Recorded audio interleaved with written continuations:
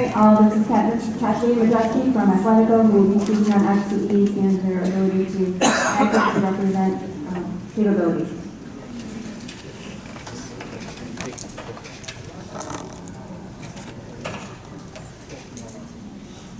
Good afternoon, everybody. I'd like to introduce myself a little bit, let you know what my background is. I work for Athletico. I am a physical therapist and a certified athletic trainer. Unfortunately, I've been treating patients for about 30 years. This is really old when I say that. I've always been in the field of orthopedics and sports medicine, and now with a specialty in the injured worker and with workers in general. We do some wellness care for some of the workers out there. I do functional capacity evaluations. I've been doing those for the last 4 years. I teach functional capacity evaluations within our organization. I also set up work conditioning programs for injured workers after doing an evaluation with them as well, which is a modified FCE. And I do some independent review of FCEs on reviews that FCEs have been done by a therapist other than within our company for attorneys on both sides, for the claimant and the defendant as well. To begin, an FCE, we need to talk about what is it, what's included in an FCE, how do we test it, and how do we read it, and what does that information tell you as an attorney in the case. An FCE needs to be very objective, it has to be non-biased, and it has to be evidence-based. The goal of all FCEs should be to obtain a valid result. An invalid or not consistent report doesn't help anybody who's involved in these cases. It doesn't really help move the ball forward. And if we're not doing that, what's really the point? So we try to give these injured workers every opportunity to give us a good effort and give us good information throughout the FCE. As far as objectivity, there should be some discussion of this patient's subjective complaints, and that should be taken into consideration. But overall, it should be a very objective test. Observations on the part of the evaluator, documentation that's been completed by the injured worker, and supporting documentation from both the employer and other medical providers that have gotten them to the point where we're actually doing this FCE. In your FCE report, it should explain what exactly was tested, what data points were collected for those. Are they cross-referenced? Meaning, has it been tested more than once? Sometimes it's fine to test something more than once. If it's critical and it applies directly to this person's injury or injured body part, it should be assessed multiple times throughout the FCE. And is it an accurate representation of this client's abilities? Bottom line, the report of an FCE needs to answer the referral question. So whoever is performing this test should have a conversation with the referral source preferably before meeting the patient, to determine what are we trying to figure out today. Sometimes there's a very specific question, other times it's just very general functional abilities of this patient. And sometimes it's bottom line, is this person giving me a good, valid effort and are they reliable? Most times it's a combination of all of those. The research says an FCE should be at least 3 to 5 hours. Ours are usually around 4, some a little shorter, some are more efficient. Some we have to test a little bit more, that patient takes a little time, they can go up to 5 hours. I need to have that amount of time so I can see this injured worker do things a couple times, and I need to be able to see, can they work on a full-time basis? If they can't get through a 3 to 5 hour test, they're not going to be able to work full day or a full week or go back to work full time. So a short 1 to 2 hour test is not going to be able to give me that information. As far as, is this patient giving me good effort? I need to know they're giving me good effort so that we can talk about work status, work placement. If they haven't yet given good effort, is there good information to move this toward settlement or to determine what the next course of action may be? The issue is that physicians at times will place arbitrary restrictions on these people with no real objective information to decide why are we putting a 20 pound limit on this person? Why are we putting a 10 pound limit? That's appropriate early in the treatment because the tissue is still healing. Whatever's been going on, this person is in the recovery phase. Once they are past that initial recovery phase and those post-operative or early recovery restrictions are gone, should the physician be determining this person's MMI based on no data whatsoever? And the answer is no, they really shouldn't be. Who should be doing an FCE? You want a provider who has the clinical expertise. You don't want somebody who hasn't seen many of these, who has not been working with patients for a long time, and can see through some of the extra stuff that's happening during an FCE. It's somebody who is able to analyze and interpret that data appropriately. They need to be objective and non-biased. We'll talk a little bit about that later. That's really important. They need to have the knowledge to consider all the components, not just what they're seeing. They need to understand the medical history. They need to understand what the typical progression of this individual's type of injury should be and where they fall along that continuum. And this provider should not only just have experience as a therapist or an athletic trainer, but in the work-related field as well. Athletico chooses to use only physical therapists and occupational therapists to do our FCEs.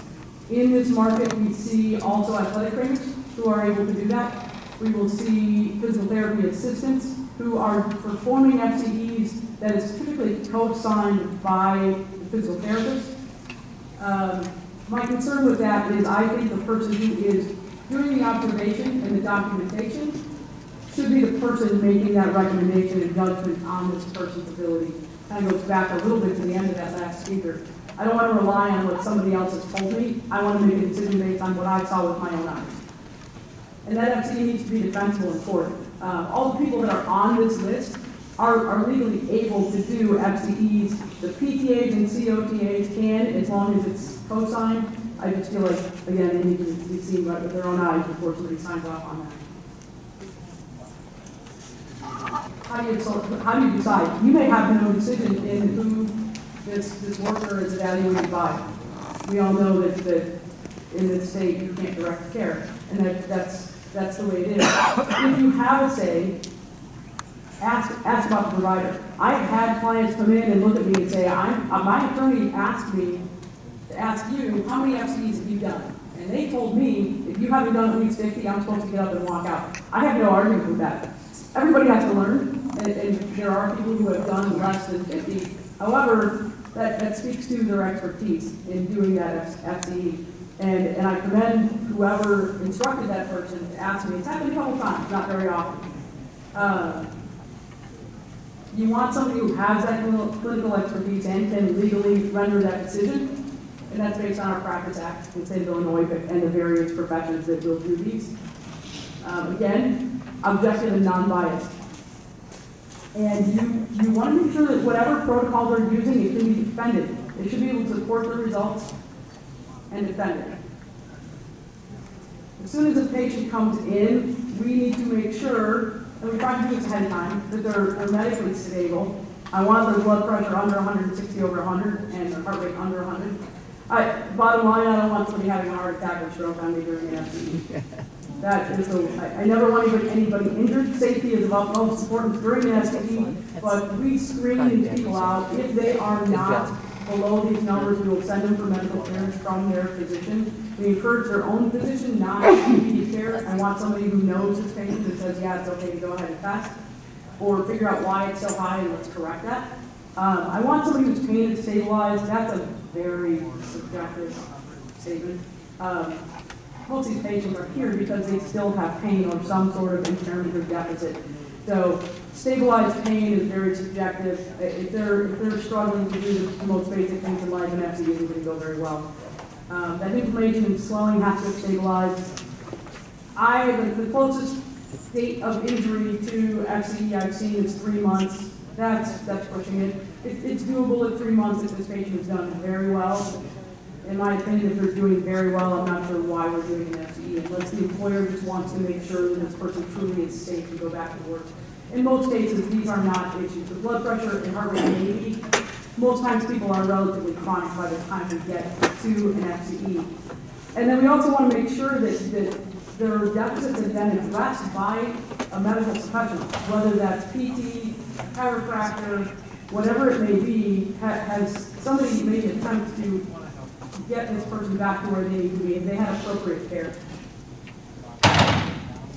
In general, there's two kinds of FCEs. One is a psychophysical approach, one is a kinesiophysical approach. Bottom line, the difference in that is who decides the end point of the testing. In that psychophysical approach, which was the original FCEs that were developed back in the 80s, and are still used today, the client is in charge.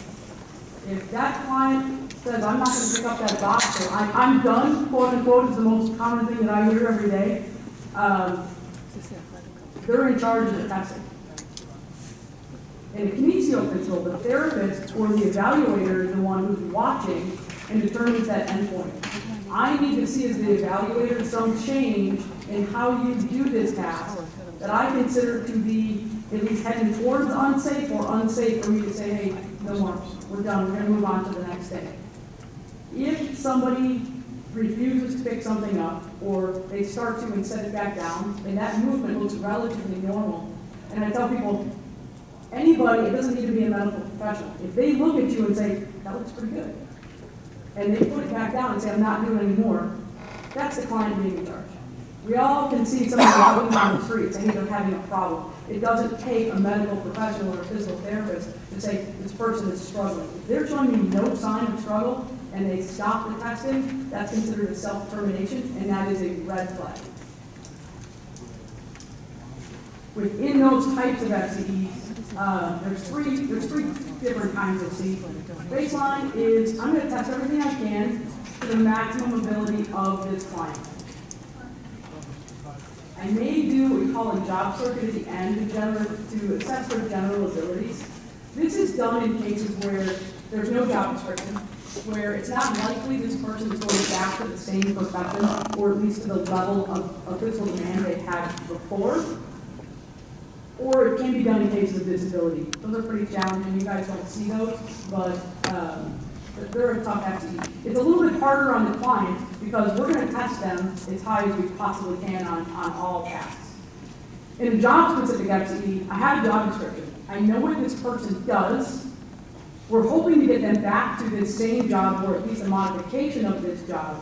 And I want to make sure that I'm going to test not only what can they lift, carry, push, pull, but I want to test the very job-specific tasks. If I have a carpenter who walks in after a wrist fracture, I want to make sure I'm putting a hammer in their hand and see if they can impact something. That tells me a lot more than lifting a box to a shelf. If they're a cop, can they run? If they're a firefighter, can they get up and down a flight of stairs and a ladder quickly? Can they do it? Maybe. Can they do it fast? Maybe. I don't know. But I need to make sure that their ability matches what they need to be able to do their job in a timely fashion for the employer with good quality, and make sure they're staying safe, because nobody wants more claims. Upper extremity is a very rare FCE. It can be done. It's usually done by an occupational therapist. A physical therapist can do it. I have never had one. They generally are for a sedentary type worker who's got an upper extremity injury that lifting, carrying, pushing, pulling is not typically one of the problems. It's prolonged use of that hand, keyboarding, assembly. Sometimes you'll see that in assembly workers who don't have to do a lot of heavy lifting, but they're doing fine hand control, and I need to be able to assess that. And it's not important if they can squat and bend and kneel, because they don't do that at work. If that type of FCE is ordered, there needs to be a pretty specific conversation ahead of time to make sure we know exactly what we're testing and why we're testing and how we're testing it. So we answer that very specific referral question. Your FCE should include a musculoskeletal evaluation. I see a lot of FCEs that do not. Why is that? Because I don't know what other issues this worker has walked in with. I cannot assign deficits or problems to the compensable injury. I also need to be able to screen and make sure they don't have other injuries that would preclude doing an FCE. And sometimes it tells me a little bit about their level of anxiety and fear. They all come in terrified. If they don't, I'm a little concerned. They have no fear at all. I always ask, what do you know about this FCE? What is it people What if somebody told you to do, or told you about what we're going to do? Fear is a huge, huge issue. They look at me like, what are you going to do? I usually tell them my number one concern is your safety, and my job is to determine what can you do safely. Everybody can do something with a little bit of pain. There's a point that you can't function or do that thing anymore with pain or weakness or whatever. It's my job to find that line. So I have to do that musculoskeletal evaluation first before I can even move into the functional testing. It kind of leads me along a path and tells me what I probably will expect to see as I get into functional testing.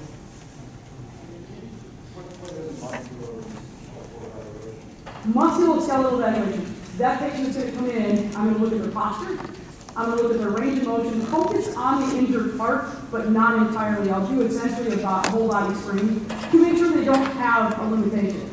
A lot of people bring baggage to the table. If I showed up and I was a physical therapist for Athletico and I had a rotator cuff there, and that person asked me to do an MCE, and I was supposed to kneel, because there's times I have to kneel, or squat all the way down to the floor. My FCE, personally, I've had a knee replacement. That has nothing to do with a compensable injury. The rotator cuff is a compensable injury. Just because I can't kneel or squat, that should be assigned to another issue. So, hey, there's a deficit there, but it has nothing to do with this claim.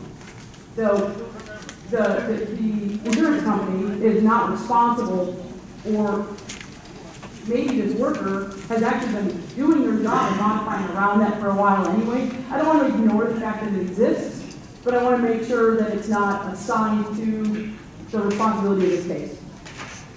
Does that answer that? It's an important question, because I do see some FCEs that have literally no mention of what this person's motion is, or what it looks like, how much. Sometimes they don't even talk about how much pain this patient says they're in. So I want to know how much pain they say they're in, and then we talk about something a little later called a functional pain scale, which is a little different, very objective. And then in addition, as I'm going through this, sometimes I find people that really the FCE isn't appropriate. There's some problems going on that need to be addressed, and it may be part of the compensable claim, it may not be. Sometimes these people have more than one doctor, and sometimes it's related to the claim. There's just multiple doctors, and one said, hey, I need this FCE. And I look at them and say, until your spinal surgeon has cleared you, I can't test you for your shoulder. I can only test one person. I can't test one body part. So we have to look at the whole picture and then do a really good job of assigning, if possible, what injury is leading to this deficit. Pretty much every FC I've ever seen, especially ours, and most of the ones in the Chicago area, will give some effort rating. It's not really clear what that means in FC. What is it? Are they giving me a good effort? It is not identifying a faker or a malingerer. We really stay away from the word malingering. It's not my purview. I want to tell you they gave me a good effort, and I want to give you objective information to quantify what I mean by that, and we're going to get through that in a second. Just one is kind of important to you guys. We talked briefly about the psychophysical and kinesiophysical and who's in charge of stopping that testing. This is a study they did. They did 2 FCEs on the same patient. One was done in that psychophysical where the client stopped the testing. They said, nope, that hurts, I'm not going to do it anymore, is my guess. The first one was done with the kinesiophysical. The evaluator looked at it and said, nope, 20 pounds is your safe max. The second one was done in the psychophysical model, where the client was able to stop the testing. For whatever reason, the testing was stopped at 10 pounds. One is a light physical demand, one is sedentary. When that goes to the vocational expert, this translates to a very different outcome in loss of occupation, skilled and non-skilled for this worker. And I don't need to tell you guys that translates to dollars and cents drastically. Depends on the age of the worker and all those things that you guys know the answers to. They ask me, I'm going to talk to your attorney. I don't know. That's not my job. But I know that if I don't assign that physical demand level accurately, this is going to affect that case. So that assignment has to be accurate for everybody involved. Both of those tests were considered valid. The person gave a good effort, but the outcome was different because of the different methodology of the test. Inside that sincerity of effort, there's 3 key things. Sometimes you'll see there's two. One is reliability of pain. The second is that effort. That can be broken up into consistency of effort and quality of effort. Reliability of pain just means, is what this person is telling me, is it matched with what I should see based on their diagnosis? If they tell me it hurts in their little finger, but the injury is to their shoulder, does that make any sense to me at all? Depends on if there's anything else. I should have done a really good musculoskeletal evaluation to find out if that makes any sense at all. I don't assume it does. I need the scientific evidence to say yes, it does. Consistency of effort, can it be reproduced? Can they do it again just as well, or at least as well, the second, third, fourth, and fifth time around? And the quality of effort is the extent of how much effort they give me. And that's quantified throughout an FCE. This is a really good example of somebody who may or may not be giving me good effort. It's hard to tell. As a physical therapist, I can see some things that maybe as a legal professional you don't see. On the left, she's lifting her arm up. She's leaning back a little bit. She's kind of tightening that shoulder up. Those are signs that somebody's trying to recruit everything they have to get that arm up there. If this is the same patient later on, which it appears to be, if that's her best effort over there on the left, how come when I ask her to do something that's distracting her, she can reach overhead? So if I give them this task, and I've measured at 90 degrees earlier in the test, and then they show me without really thinking about it that they can reach up and grab that peg and put it in the board, what they gave me on the left wasn't their best effort. So that's one of the criteria I'm looking at. The more data I have, the better it is. Other examples of that is the patient tells me it's 10 out of 10 pain, and they're sitting there very calmly with no distress of any kind. They don't look like they're ready to die. At 10, I'm probably ready to die. I don't want to be there. I don't want to be sitting there talking to somebody who is droning on and on. Somebody tells me they cannot, under any circumstances, sit for more than 10 minutes. They can't even drive to the grocery store. But as I go through their history and physical, they sat for 45 minutes. They sat for an hour. Sometimes people just don't have a good grasp of what their abilities are, and I'll give them the benefit of the doubt. But when they're very adamant about times, and then I can prove otherwise, that'll be in the FC. And sometimes they're very accurate on what they're able to do and not able to do. Patients who report pain with things that shouldn't be. Waddell sign, you'll see all the time in physical therapy. It's a group of tests that were developed way back in the early 1900s. They weren't really developed to determine if somebody's malingering. They were developed to determine if somebody was actually a good candidate for surgery. They've kind of evolved into, are they giving me the whole story? One of those tests is, I stand in front of them, put my hands on their hips and tell them, I'm going to turn you at the hips. And this is very specific to lumbar patients. No other body parts this is applicable to. So I will turn them, maybe 10, 20, 30 degrees. If they tell me that hurts their back, that makes no sense. That motion is a rotation of the hips. My spine isn't moving at all. You're moving them as you're moving. So that's another red flag. It makes no sense to me why you would have back pain, given my expertise in this field, if I turn you at the hips. And it's not a big motion. It's usually very, very small. And they usually, when it's positive, will be very adamant that they have horrible back pain instantaneously. And then there's a whole battery of tests and questionnaires. It gives the patient the opportunity to express what their symptoms are, give me 1 second. No, that's fine. Their perception of what their disability is, and how they're feeling before we get into the testing. Go ahead. So I was just going to ask, do you regularly test for Waddell's during an FCE? In a lumbar diagnosis, yes. Okay. And there is research to support it. It is not overwhelming. So it is a very small data point that I kind of take with a grain of salt. And that rotation is just one of 5 categories. So you've got to have at least 3 positive categories for that to be an inconsistent finding. Is that one of your objective tests? I'm sorry, can you repeat that? You said the purpose of the FCE is to detail objective findings, Right. Measurable, repeatable findings. So what unit of measurement do you use for overreaction? For what category? You just said they overreact. Oh, for overreaction, sorry, I didn't hear that. There is some subjectivity to that. There is. You mean on the part of the FCE examiner? Yes. I will tell you in the vast majority, I give patients the benefit of the doubt. If I always start, if I'm going through an FC, if I'm going to put my hands on somebody's back, which I will do in every back patient I see, I always start pretty gentle and I ask them, hey, do you have a spot that'll light you up if I touch you? And give them the opportunity to tell me, I don't want to do that to them. If they have pain in areas that make no sense physiologically with why they're there, then that's going to be a positive finding. If they jump when I put literally 1 or 2 pounds of pressure or half pound of pressure on their back, that doesn't make any sense. Not if you're 8 to 10 months or more post-injury and you've had significant amounts of treatment. The amount of pressure that I'm putting on the back when somebody jumps is probably significantly less than the pressure they're going to exert on their back if they lean against a chair. So there's the benefit of the doubt should go to the patient. Yeah, but then do you then say to them, well, why did you just jump? Or, No. That doesn't make sense to me. No. Why not? I don't want to, number one, be confrontational with the patient, especially early on in the test. I tried and I explained to them the detail of this test is really important. It affects the outcome of your case. I want your best effort. I need your best effort. If I see you're struggling, we'll modify the test. I do not want to call them a liar. That is a very small data point. And one of the points I'll make over and over again is you need to have a lot of data points. If you have very few data points, each single one accounts for more. It becomes more important.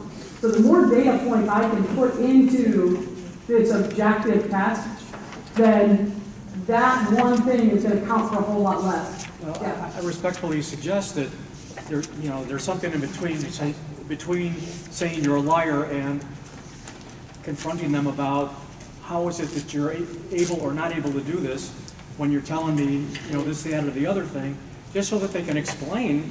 Maybe they said, well, I did it, but it really hurt, I do, and maybe I should clarify, I do explore any of their complaints as to what hurts, why does that hurt. We talk in detail about what their symptoms are, what makes it better, what makes it worse.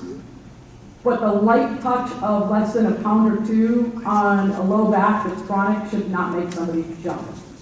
Right, but Dr. Waddell, Gordon Waddell, in 1980, in his publication Spine, in the Spine Journal, which is where you derive all this from, says that this is only normed for one purpose. And that's whether the person is going to make a good outcome from a lumbar spine surgery. Correct. Right, so you're using it for that a different purpose that it hasn't been normed for, inconsistent with Dr. Waddell's own guidance, right? Correct, and as I stated, this originally was developed as a test to define if this person is going to be a good surgical candidate.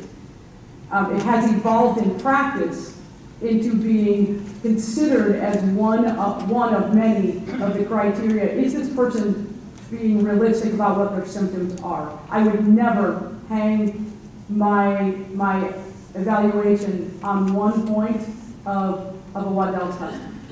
That is not appropriate, ever. Yeah? How do you handle job description? How do I handle a job description? Yeah. We're going to get into that. That's a hugely important thing. Can I address that as we get a little further along? Sure. Okay. I will not forget, I promise. The other thing about these activity and disability questionnaires is I choose what position I'm going to put my patients in to do these. They take anywhere from 15 minutes to a half hour, depending on the person. Some are really detail-oriented and spend a lot of time. Others don't. But it allows me 15 to 30 minutes of observing this patient either in sitting or standing. If it's somebody who has to sit all day, I'm going to do this in sitting in conjunction with all the other sitting tasks. If they're a truck driver, they can't get out of their truck every 20 minutes. If it's somebody who's on their feet all day, I'm going to make sure I do this while they're in standing so I can observe. They're distracted. That's not the primary purpose, but it gives me an opportunity to look at them and observe what's going on. If they tell me they have a hard time standing and shifting weight onto their right foot, and they do that consistently throughout this 15 to 20, 30 minutes, this is a consistent patient that's saying, hey, I have a hard time with this, and when they're not even thinking about it, they're getting off that leg, which anybody with some level of difficulty will do. This is one of the examples of pain diagram. This is actually the pragmatic one, which we use for anything you call it lumbar transfer looks exactly the same, but it has 2 fewer of the symptoms that patients are still out on this. It's interesting because it tells me a couple things. It tells me where they feel like their pain is, what their symptoms are. Does it subscribe to all of those physiological things that we would expect with this diagnosis? And if it's multiple diagnoses, it tells me what's going on. But it also tells me if they're realistic. There isn't a human being that I am aware of that can tell me they have pain outside of their body. This diagram shows me somebody who has pain outside of their body, and I will ask. I do look at these as soon as they're done filling them out, and I ask them to clarify that. If they tell me, oh, there just wasn't enough room, okay. I'm not going just like with that Waddell's. I'm going to explore a little further. I'm going to make sure they truly understand what I'm asking and give them every opportunity to give me their best impression of what's going on there. They actually do that for us afterwards as well because I want to see how that patient is done. They've been with me now for at least 4 hours, and I want to see how they're feeling at the end. So they should have the opportunity to subjectively tell me what's going on, how they're feeling, and what kind of symptoms they have. So not only do we have a conversation, but I actually ask them to fill that out for me again. This is another example of consistency. I'm looking at the consistency of their range of motion through the test. This is an example of somebody who's giving me good consistent motion. I'm looking, as we look at the shoulder, I'm assuming this is for the shoulder. So their range of motion through all these tasks, which are a little different, they may not even realize what I'm testing, is essentially the same. Multiple trials through the test is the best approach. Once I get done with testing, what can they lift the weights? I may ask them to do it again. We're going to go do some other stuff. We're going to come back in a couple minutes. Do me a favor, lift that box again. We're going to go do something different. Come back. Do me a favor, lift that box again. And if they can't lift that box, and I see mechanical changes, I'm going to lower the weight. And as we lower that weight, that becomes their new maximum. So if they can't repeat that task over and over throughout the FCE, specifically for the weight, that's the one that I'm going to retest over and over again. We're going to lower that standard. I can't ask somebody to do something based on one lift. If you can blind your patients to the weight, that's ideal. Meaning they have no idea how much is in that box or how much the box weighs. If they're giving me their best effort, it makes no difference what's in that box. We start light for safety reasons and let them build up. So they can kind of guesstimate, but it should not make a difference. That cross-reference as well in that activity circuit, I'm going to have them do not just those lifting, but other tasks as well, especially if there was a problem. And then XRTS is a lever arm that's been developed. We are now starting to use that a little bit in the market. It's been used in other places. We didn't use it early because the research was done by the manufacturer, and that's always questionable. Now there's some independent research that shows that this has some good reliability and validity, and basically we test them the way they normally would with the box. They're actually a little different. It has just plate weights in there that are not labeled. They all look exactly the same. You never add the same amount of weight, so they have no idea how much is in that box. And a little later, we use a lever arm to confirm those weights, and that is distraction. And you'll see what that looks like. It's very different. There's no way for that worker or athlete or anybody else to guess how much force is required to lift that box. And it should be about no less than 25% difference. So what it looks like is, this is looking at it from the end, so it's a little confusing. Basically, it's a lopsided teeter-totter. That fulcrum is 1 or 2 pegs from the end, and you've got like, I think 17 on the other side.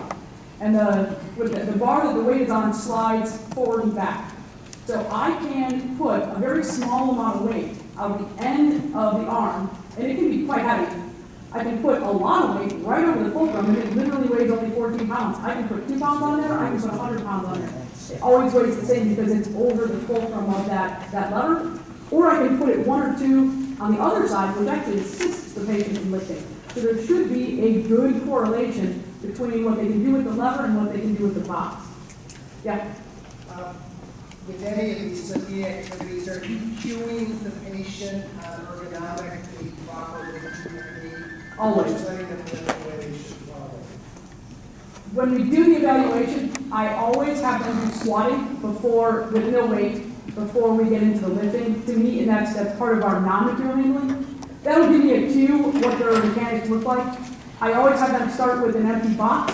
If I see something, they come in and they've got great mechanics from the get-go, and I always demonstrate as well, then there's not going to be a lot of instruction that's going on because they look really good. If their mechanics don't look good, there will be some training as to what the best mechanics are. It is not expected that they're perfect. Some people just don't have good posture. They don't have good lifting mechanics. I see them in the gym, I see them out in the street, and our nickname for them is motor morons. They don't get it. They don't know how to lift safely. They've probably been doing this for their whole life. That may be why they're there, but we do try to correct that because I don't want to encourage that. And I don't want to allow testing. If it becomes unsafe, in my opinion, I will stop them, and it's based on my stopping for safety. This is just an example. That baseline lift is the box. The lever arm is what they actually lifted. That can be done with 2 hands or with 1. It can be done from several different heights. It's generally done at 3 different heights if the patient is able to squat down far enough to the lowest height. We want no more than a 25% difference. That's pretty generous. It should be pretty close. This particular example is anywhere from 100 to 200+% difference. That's somebody who's not consistent. Somebody who's consistent might be a couple pounds difference. Other sincerity of effort, rapid exchange grip. We've slowly gotten away from that, partially because it's not performed well by evaluators. If the evaluator isn't skilled in something, they shouldn't be using it. So we'll do 3 repetitions of grip, and then we'll do 5 different sizes. And those 5 sizes, number 1 should be a bell curve. Your grip is very weak when it's tight, and very weak when it's wide open, and strongest in the middle. Every person at middle point is a little different, and that's okay. But in position 2, where I do the repeated one, it should pretty much correlate. It shouldn't exceed what they did in that 3-position testing. So if you see a lot of rapid exchange being done, I would take that one with a grain of salt. Somebody who's really good at it can do it. It's a good test. If you don't do it every day, I don't feel comfortable using that as a criteria to assess somebody's effort, so I don't do it. That XRTS, there's 2 parts of it. One is that lever arm in the box, and the other is a distraction-based grip and pinch test, and it's randomized by the computer. It'll tell me, have them do a grip and a pinch here, and then 2 grips, and it's very difficult for even a medical professional who does this all the time. I can't fake it. It pulls out all the fakers. If they're going to give me a good effort, it's going to tell me, and it's consistent or inconsistent. And that, the research, independent research is saying the hand assessment is very, very accurate. So, going back to mechanics of physical science, that's a good indication of effort. That's my best indication of effort. We all know, if you pick up a box in your basement and it weighs nothing, you're not going to widen up your base of support. You're not going to use every muscle you have in your body to lift this box. But if there's a box on a shelf and you think it's light and it's not, when it comes down, you know it's coming down fast. I'm watching for all these changes. As that weight increases, I will expect some change. Is it proportional with what I would expect? Is it what's going on with this person's injury? Does it all make sense? And that's how I determine that endpoint. They need to show me 2 signs, 2 mechanical changes. I'm not going to stop them too early. If safety is an issue, say we're done. However, I need to see some change to say, hey, this person is truly giving me an effort, and this is a very good indication that this is close or at their maximum ability. And that's subjective on your part. I'm sorry? That's a subjective measurement on your part? It is not, it's based on changes in position. I have a chart that lists all of the different changes that would be observed. And it's an observation. There's always some subjectivity on the part of the evaluator. That's why you want somebody who has experience in doing evaluation of these types of problems. The 4 that we test are from the ground to waist, 12-inch to waist, waist to shoulder, and shoulder to overhead. If that person doesn't do overhead lifting in their job, I'm not going to test it, unless it's the baseline. These are indications of low effort, heavy effort, and maximum effort. Going back to your comments, sir, on what do I expect to see as this person is progressing through a light load to a heavier load. And that may be a very small change, it may be a very big change. Are they slowing their pace? Are they widening their base of support? Are they symmetrical? Are they using momentum? Those are all things that we're looking for and are observable and documentable. Yeah, but if we have 10 physical therapists and they're all using this chart, we come up with 10 different results, right? Different from each one, right? Yeah, that is possible. I agree. It should be well documented what they see. Yeah. You said you've heard the skill of the examiner. How do you train, or what is some criteria with regard to the examiner? Because as the colleague pointed out, it could be all over the lot. What's your criteria? What's your when I'm asked to train somebody, I want somebody who has at least 5 years experience treating patients of any kind before we would consider allowing them to go through the training and do FCEs. And that's, I think, a little bit on the early side. I think you need to have seen thousands of patients before you're going to start assigning functional abilities on a patient that has legal ramifications to, I don't want to use red. They have to go through a significant amount of training, and within our organization, and I can't speak to others, I know that you can go online and learn how to do some of the basic things. Some are actually developed by that clinician or that clinic. We go through, it's at least a 2-day training, and then when they're done, they observe me do one, or one of my teammates, then we'll do one together, and when I feel that they have a good understanding of the material, they're going to do one with me in the back room, which is kind of a backstop. If they have any questions, and then there's always a team backing them up. So we try to make sure and ferret out people who just are not understanding. I do not want somebody doing an FCE on me that does not understand what a mechanical change looks like. And you said 2 days of training. 2 full days of training on a very experienced therapist, yes. And you've been doing them, you said 15, you've been doing FCEs for 15 years? I've been doing FCEs for 5 years, 4 to 5 years. In addition to that, the quality of effort is based as well on heart rate, which is a very objective measure. You have to be careful that this patient is not taking beta blockers. Beta blocker acts like a governor on an engine. It will not let your heart rate elevate properly. So that's another reason to make sure you've taken a very good medical history, to make sure you know what this medication this patient is taking. I also talked about pain medication and when the last dose was taken. I don't want somebody doing an FCE that says, okay, they can lift 50 pounds, but they just took 10 milligrams of Norco 2 hours ago. I want to know how are they on a day-to-day basis, because they can't function well at work on 10 milligrams of Norco. I want to know what is this person's true abilities. But more importantly, for the objective data, it's based on that beta blocker. And it should be a 25 to 50% increase based on research. 25% is considered the minimally acceptable elevation. If we hit 25%, they've given me an acceptable effort. Maybe not their maximum, I'm looking for acceptable. And that job simulation circle, we talked a little bit about that. If a carpenter can't grip a hammer and put a nail through a 2x4, they really can't do their job. So I need to assess as many different things as I can simulate in a clinical setting, given that I can't simulate everything. This is probably the most fun part of my job because we get to be very creative. We talk to this injured worker about, hey, what is your greatest concern about going back to work? I want to make sure you're safe, and I want to make sure that I've tested as many things as I can. If the FCE does not include any functional things other than lifting, if they work in a warehouse and what they do all day is they lift boxes, that basic FCE with just lifting is probably very adequate. If they're a cop or a fireman, that basic FCE where they have to lift 50 pounds as a medium visible demand level doesn't tell me a whole lot. I've never seen a cop have to lift a 50-pound box at work. So that's based on Department of Labor guidelines, but we've got to test all those other things. Can they hold a weapon in their hand? Can they handle some recoil? I don't know if their aim is any good. That's not my thing to assess. They get to go to the range for that. But if they can't take a recoil to their shoulder of at least 5 or 6 pounds, and it's very hard to find that information, by the way. I've looked. It really depends on the weapon and all sorts of stuff, and the data is not there. The trigger pull is, so I'll look at that. Do they have adequate trigger pull in that finger? Is it their dominant hand? Is that what they were trained in? We need to know when this person go back to work safely. We don't want another claim.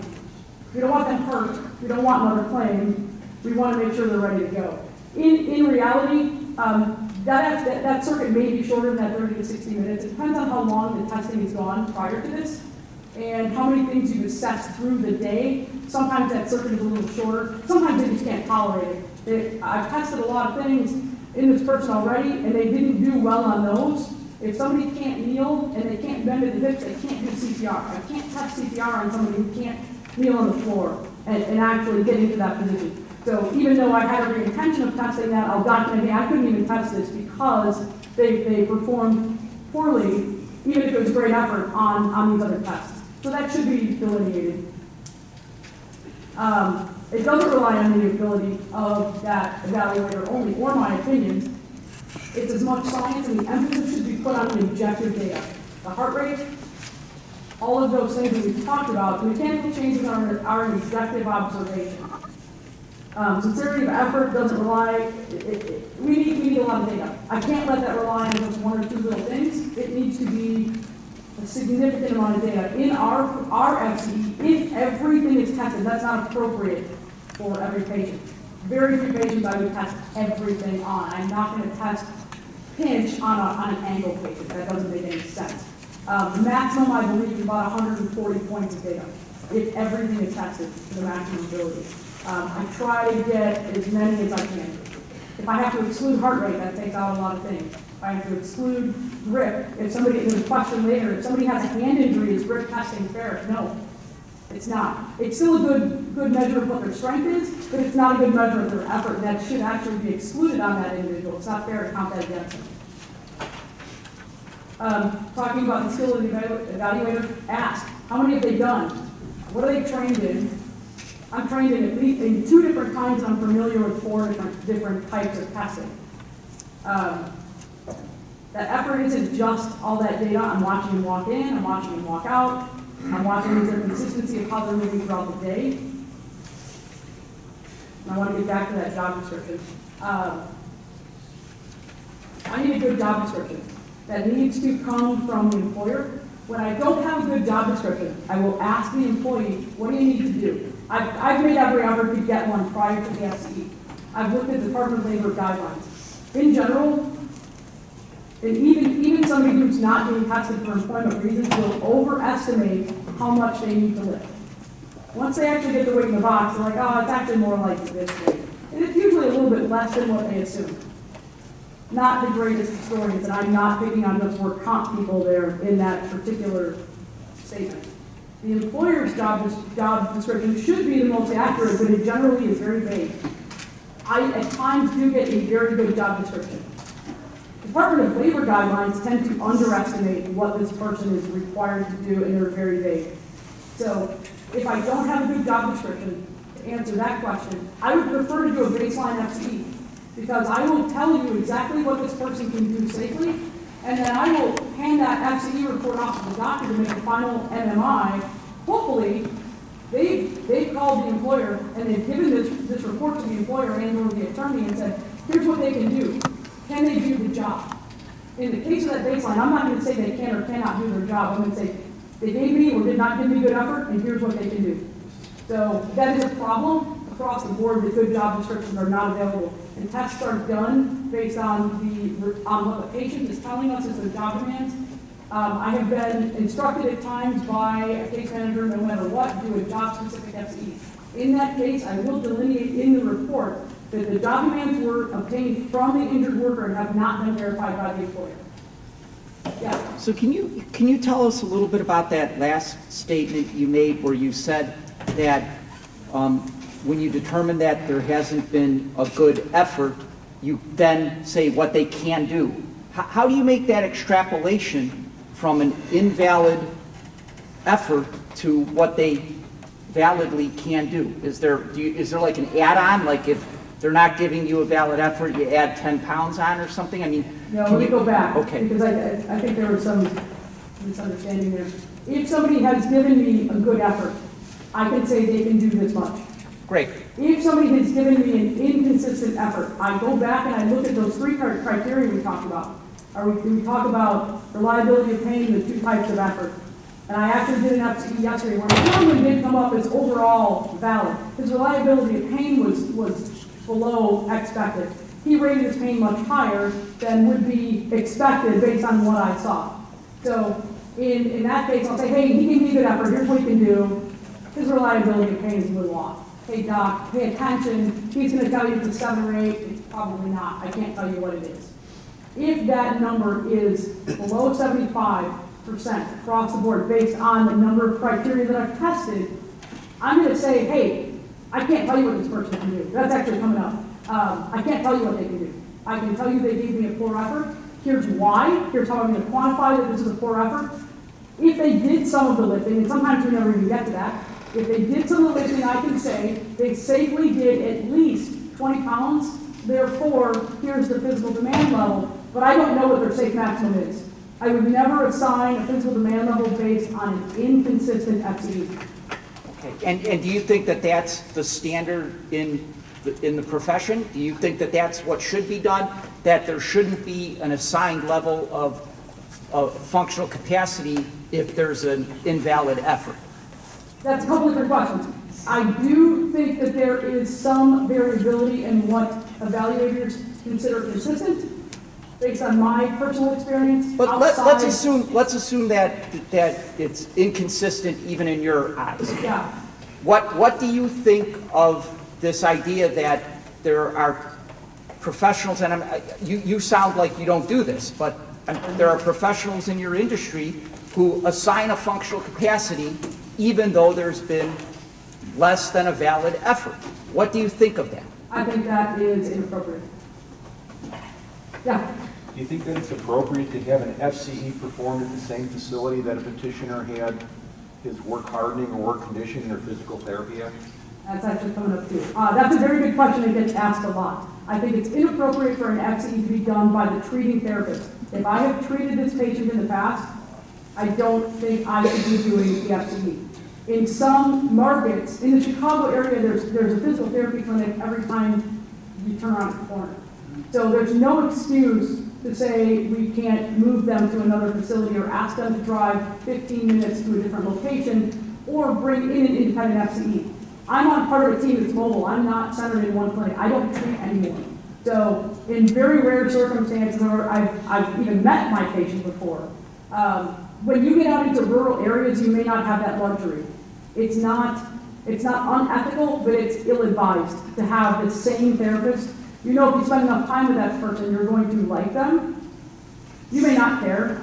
You may really dislike them, and that should not bias your test one way or the other. That's not fair to that injured worker or anybody involved in the clinic. Did that answer that? Yeah, a little bit. It's tough. It's tough. My question really went to, is it advisable to have it done within the same corporate structure? I don't have as much of an issue with that, because if the evaluator really has no prior relationship with the person who's being tested, it shouldn't matter. And the test should be biased to the objectivity versus the subjective evaluation of that evaluator. If that person has no prior relationship with the injured worker, I don't have an issue with that. Because an FCE is an FCE. Yeah. Would it be fair to say that you pretty much rely upon this job description given to you by the employer? If I have one, yes. Do you ever question it and discuss it directly with the injured person about what they really have to do? Yes. And if there is a discrepancy, I will do a hybrid between that job-specific model and that baseline model. What I will say in the FCE is I've obtained a job description. It says, Mr. Smith needs to lift 50 pounds. There's a discrepancy between what the injured worker tells me and the provided job description. Therefore, I've tested past that job description because I don't have to bring them back. You know, if I stop at a job specific, if the job demand says 50 pounds, and they really do, in reality, need to lift more than 50 pounds, I'll ask them, hey, what do you have to lift? We'll look it up. I look up how much does a ladder weigh? How much does a 36-foot extension ladder made by Warner Ladders weigh? It's important to me. I need to know. And it's unfair to the injured worker or whoever's paying for it if I don't have accurate information. So in that case, I will, if the job demand exceeds what, if what the injured worker tells me exceeds what the written job description is, in that case, if the client is able, I will go past that job description to give you the best information I can. And I will delineate that in the report. If they don't meet the job description, then I leave that to the attorneys to fight that out. But for starters, you go with the job description you get from the employer. Correct. Okay. My experience has been that sometimes it's like he's selling ice cream cones, but he's lifting 30, 40 pounds repeatedly every day.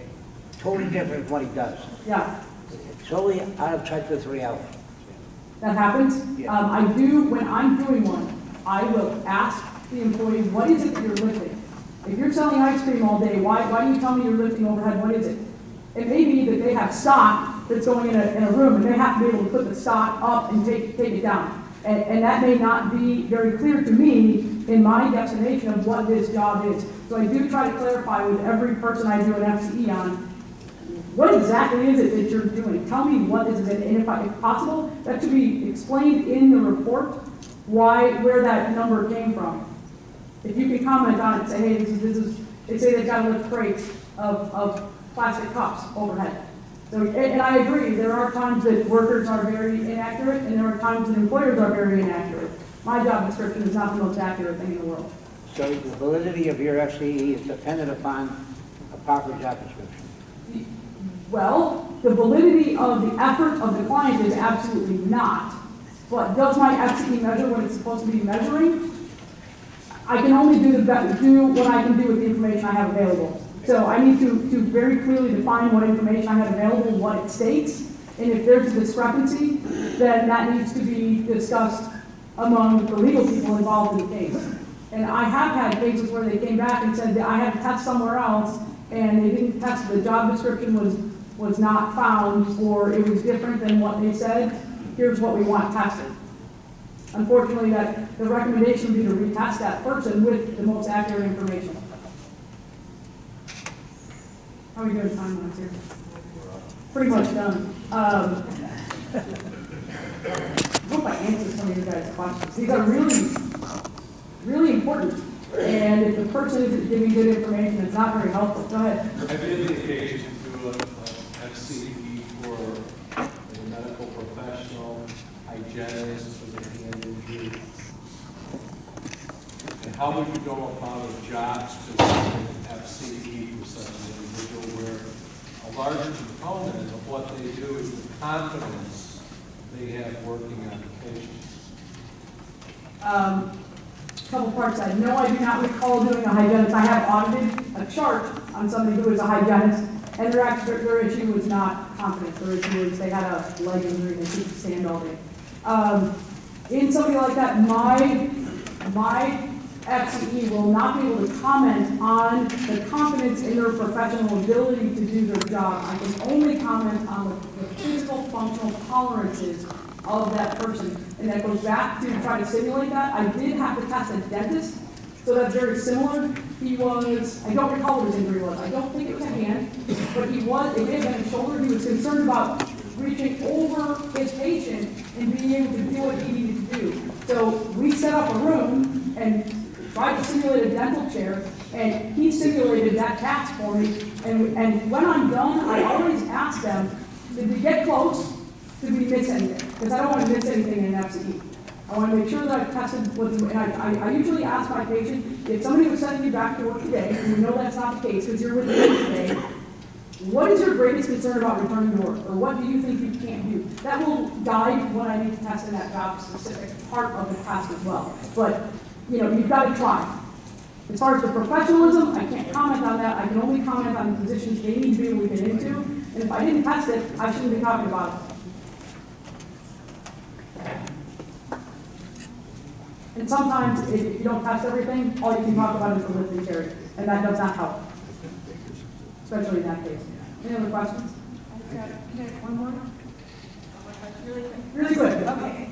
I've always been at a loss. I've petitioned and been a little bit of loss in this situation. Hypothetically, the person goes and takes their FCE, it's valid, and it places them in exactly the level of work that they need to do their job. Let's just say it's medium. Okay? Yeah. But then the client calls me the next day, or maybe even a couple of days later, and they say, well, yeah, it's good news that supposedly I can go back and do my medium level job, but what the test people don't know is I have been suffering for the last 5 days. I've been in so much pain and discomfort because I pushed myself so hard. I can't keep that up on a regular basis. I may have been able to do it that one day at the testing because I pushed myself. So I'm at a loss to even, know how to approach that or tell them what to do. Well, do you have any comments on that? I do. There are, FCEs can be done over 2 days. There's been research on that, and the point being we bring them back the second day and retest the vast majority of what they tested the day before. The important things. I'm not going to redo the whole 5-hour test, that's just me. I do not test effort on the second day. If I see something ridiculous, I've only done one, because the research says that there is not a big difference in what that person's abilities are on day 2 versus on a 2-day FCE versus a 1-day FCE, so they're not done in practice. We have had that request, the research doesn't support it. So I know that's probably not the answer you're looking for, but, and they very well may be sore, and I counsel people at the end of the FCE, you're probably going to be sore. Yeah, sorry. It is not. I did not have my contact information. I'm going to leave the cards at the back. If anybody has questions or about any of the services that I provide or any questions about the presentation, I'm happy to answer. Thank you again for the opportunity.